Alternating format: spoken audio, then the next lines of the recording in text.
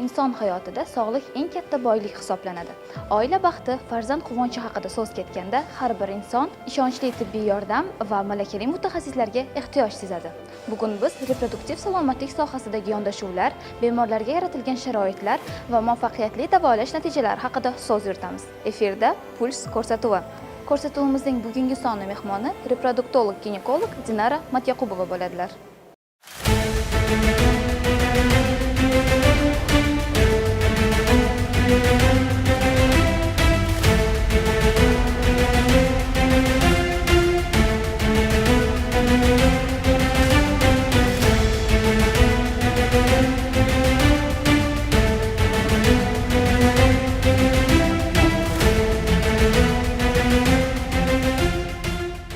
Reproduktolog shifokor bu qanday mutaxassis va uning vazifalari nimalardan iborat? Reproduktolog mutaxassisligi bu ayollar va erkaklardagi bepushtlikning sabablarini aniqlash va davolash bilan shug'ullanadigan mutaxassis. Bunda bu mutaxassislikda ishlovchi har bir xodim ayollar va erkaklardagi bepushtlikni aniq sabablarini aniqlab, har bitta juftlikka individual yondashuv asosida farzandli bo'lishlariga ko'maklashadi. Ya'ni bizning asosiy vazifamiz oilalarimizni sog'lom farzandli bo'lishlariga ko'maklashishdan iborat. Bugungi kunda ayollar salomatligi bilan bog'liq qanday muammolar ko'proq uchramoqda? Ayollarimizda asosan ko'pchilik ayollarimiz bugungi kunda bizga gormonal buzilishlar, hayz sikli buzilishlari, shuningdek bepushtlikning har xil sabablari, ya'ni ayollardagi har xil sababli bepushtliklar, tuxumdonlar polikistozi sindromi, miomalar va endometrioz kasalliklari, yallig'lanish kasalliklari bilan ko'p murojaat qilib kelishmoqda. Ko'pchilik bepushtlik faqat ayollarga bog'liq deb bilishadi. Bu fikr qanchalik to'g'ri? Bepushtlik faqatgina ayollarga bog'liq emas. Bizni ko'rigimizga kelayotgan har bir juftligimiz birgalikda kerakli tekshiruvlarimizda o'tgan holatda ko'rikdan o'tishlari zarur. Sababi erkaklarimizga ham, yarmi erkaklarimizga bog'liq deb hisoblanadi. Sababi farzandli bo'lish asosan ayol va erkakdan homiladorlik yuzaga keladi. Ya'ni erkaklarimiz ham kerakli zaruriy tekshiruvlar, masalan spermogramma tahlillarini bizga topshirib berishlari zarur. Ko'pchilik oilalar shu holatda faqat kelinni davolatish bilan shug'ullanadi, lekin bu 100% noto'g'ri. Ko'pchilik holatlarda o'g'il farzandni analizlar uchun ham yuborishmaydi. Albatta kelib bizdan analizlarni topshirib berishlari so'raladi. Shunday holatlarda erkaklarda jiddiy muammolar ham chiqib qolishi mumkin. Ko'pchilik hammasi vaqt bilan bo'ladi deb o'ylaydi. Qachon mutaxassis ko'rigiga murojaat qilish lozim? Bu holatda vaqt juda ham muhim hisoblanadi. Ya'ni ko'pchilik vaqti bilan bo'ladi deb vaqtni o'tkazib yuboradi. Bunda ayollarimizni yoshi albatta kutib turmaydigan holatda bo'ladi. 35 yoshgacha bo'lgan ayollar bir yil davomida birgalikda jufti bilan yashagan holatda homiladorlik kuzatilmasa, 35 yoshdan oshgan ayollarimiz 6 oy davomida birgalikda yashagan holatda homiladorlik kuzatilmasa, umuman bir yil ichida turmush qurgan juftliklarimizda homiladorlik kuzatilmasa, reproduktolog ko'rigiga kelish tavsiya qilinadi. Ayni paytda Surgimed klinikasi reproduktiv salomatlik sohasida qanday xizmatlarni taklif qiladi? Reproduktiv salomatlik sohasida bizning klinikamizda juda ham katta ishlar davom qildirilmoqda. Ya'ni bizda eng zaruriy oxirgi zamonaviy texnologiyalar mujassamlangan.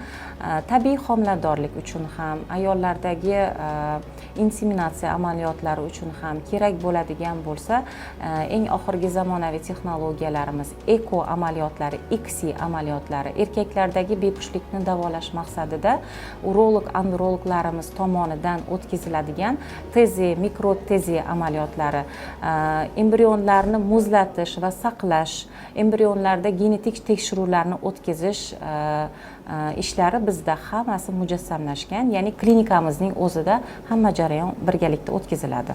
ko'pchilik mana ekoga murojaat qilayotgan juftliklarimiz, oilalarimiz eko bilan homilador bo'lganlarni yashirishadi. Sababi xalqning orasida ekoda o'z hujayralarini ishlatmaydi, urug' hujayralari ham o'ziniki ishlatilmaydi degan taxminlar yuradi har doim. Lekin bizda shuni aytib o'tishim kerakki, hattoki urug' hujayralari nol bo'lgan holatda ham mana yuqorida aytib o'tgan ishlarimiz tezi, mikrotezi amaliyotlari yordamida qanchadan qancha oilalarimiz farzandli bo'lib ketishmoqda.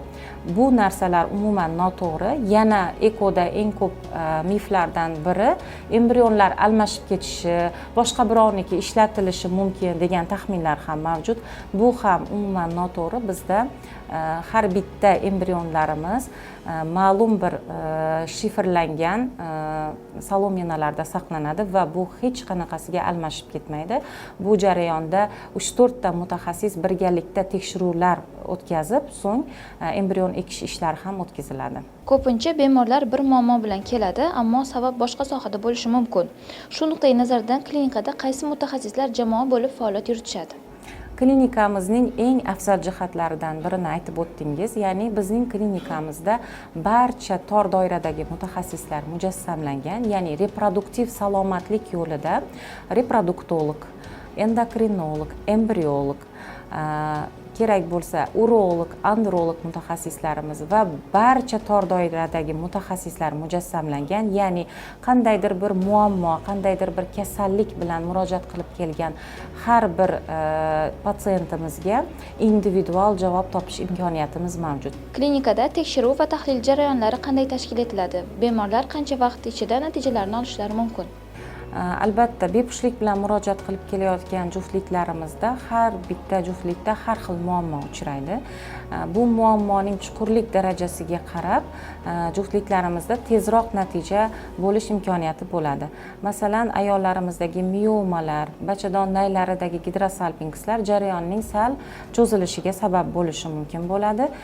Tezi amaliyotlari bo'lgan holatlarda ham shu narsa, ya'ni tezroq natija eko amaliyotini o'zida aytadigan bo'lsak 1-2 oyni o'z ichiga olishi mumkin, ya'ni tahlillardan o'tish va agarda qaysidir tahlillarda o'zgarishlar yoki defitsitlar bo'ladigan bo'lsa, davolash natijasida so'ng eko amaliyotini o'ziga kirishimiz mumkin va homiladorlikkacha bo'lgan muddat tez ro'y beradigan bo'lsa, shu 1-2 oyni ichida homiladorlik yuzaga kelishi mumkin. Natijalarga ayollarimizning mutaxassislarga kech murojaat qilishi ham rol o'ynaydimi? Albatta, eng og'riqli savolni berdingiz. Sababi shunday ayollarimiz bor, hali vaqtim bor deb hisoblashadi. Ya'ni 40 yosh, 45 yosh orasida murojaat qilib kelayotgan ayollarimiz juda ham ko'p, lekin bularni ultratovush tekshiruvlaridan o'tkazganimizda, gormon tahlillaridan o'tkazganimizda mutlaqo homiladorlikka bo'lgan imkoniyat kamayib ketganligini ko'rishimiz mumkin. Masalan, eko amaliyoti orqali ham ma'lum bir natijaga erisha olmasligimiz mumkin. Shuning uchun ham vaqt masalasi bu joyda eng katta ahamiyatga ega hisoblanadi. Klinikamizda barcha asbob uskunalar zamonaviy texnologiyalar bilan ta'minlangan. Tahlillarimiz, ultratovush tekshiruvlari, ginekologik tekshiruvlar, barcha gormon tekshiruvlari va surtma tahlillari va onkoskrining tahlillari ham bizda mujassamlangan, ya'ni bachadon bo'yni rak kasalliklari va rak oldi kasalliklarini, bachadondagi onkologik jarayonlarni oldindan aniqlash imkoniyatlari klinikamizda mujassamlangan. Bugungi kunda stress va ruhiy zo'riqish ayollar salomatligiga qay darajada ta'sir qilmoqda va to'g'ri ovqatlanish haqida ham fikringizni bildirib o'tsangiz. Bu jarayonda stress va uyquning ahamiyati juda ham muhim. Ya'ni vaqtida uxlamaslik stress jarayonlari ham ayollarda, ham erkaklardagi bepushtlik jarayonlariga sabab bo'lmoqda. Shuningdek, zararli odatlar, ko'pchilik hisoblaydi zararli odatlar meni fertilligimga umuman ta'sir qilmaydi deb erkaklarimiz murojaat qilishadi, lekin zararli odatlarni tark etmaslik mana shu tahlillarni yomonlashishiga, homiladorlik yuz berishi kechikishiga sabab bo'lishi mumkin. Klinikada bemorlarni qabul qilish va kuzatib borish tizimi qanday yo'lga qo'yilgan? Klinikamizda bemorlarni qabul qilish tizimi navbat asosida har bitta bemorimizga individual yondoshgan holatda har bitta mijozga, har bitta juftlikka alohida davolash tizimini ishlab chiqaramiz avvalambor va ko'riklarimizni tashkillashtiramiz. Ko'riklarimiz tartib asosida o'tkaziladi. Tahlillar ham shu holatda, tahlillardan so'ng davolash ishlarini boshlashimiz mumkin. Bizning klinikamiz statsionar klinika bo'lganligi uchun uzoqdan kelgan bemorlarimiz uchun alohida palatalar tashkillashtirilgan, ya'ni bu palatalarda bemorlarimiz yotib davolanishlari mumkin bo'ladi. Ya'ni statsionar holatda davo choralarini o'tkazishimiz mumkin. Faoliyatingiz davomida sizga eng katta quvonch bag'ishlagan holatlar haqida gapirib bersangiz.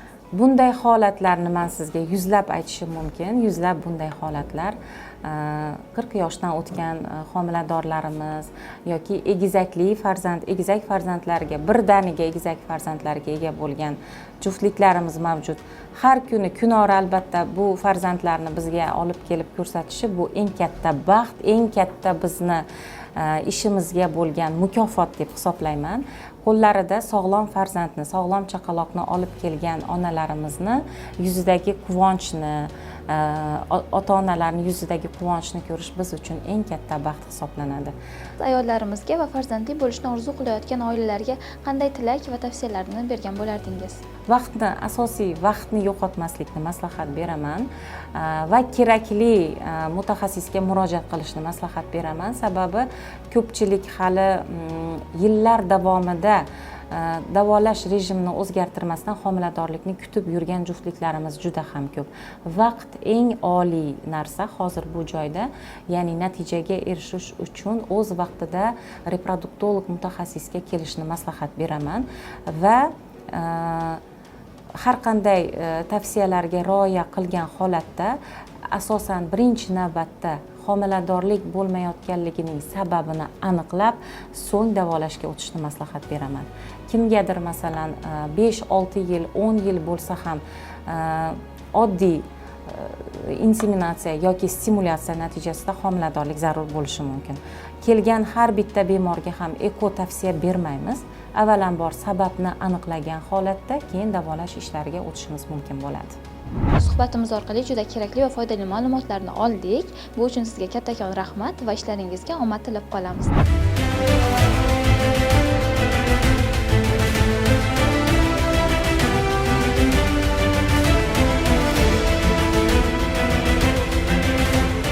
Hurjimet klinikasiga shu farzandsizlik bilan murojaat qilib keldim. Shu yerda men necha yillik orzuyimni erishdim. Bu albatta Dinara Sabirovna doktorimni yordamlari, mehnatlari, harakatlari, avvalo shirin so'zlari bilan amalga oshdi bu.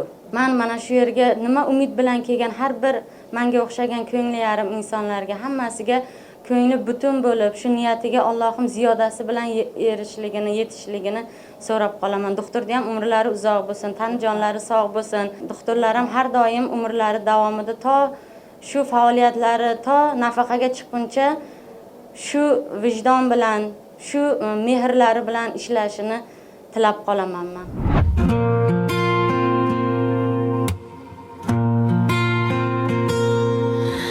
Dar çekende tonların bedor, kalbim ağrır, yığlar edi zor. Şifo istap geldim bir maskan, Surjimette toptum bahtiyar.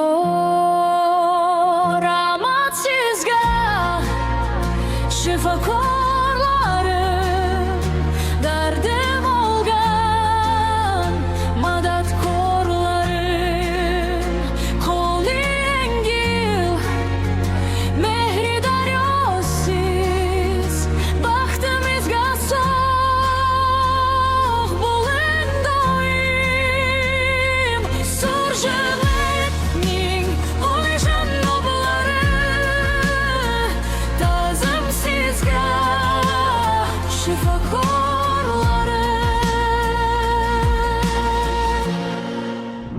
bir katta orzu sog'liqdan boshlanadi. Shuning uchun o'zingizga vaqt ajrating va salomatligingizga e'tiborli bo'ling.